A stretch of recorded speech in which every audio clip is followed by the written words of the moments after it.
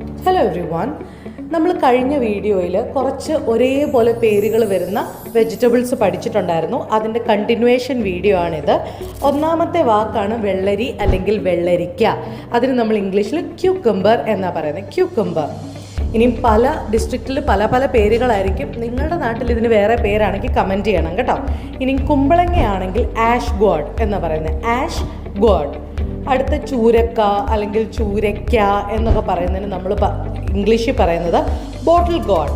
സംശയം ഉണ്ടെങ്കിൽ പിക്ചർ നോക്കണം കേട്ടോ, അപ്പം നിങ്ങൾക്ക് വ്യത്യാസം മനസ്സിലാവും. ബോട്ടിൽ ഗോഡ്.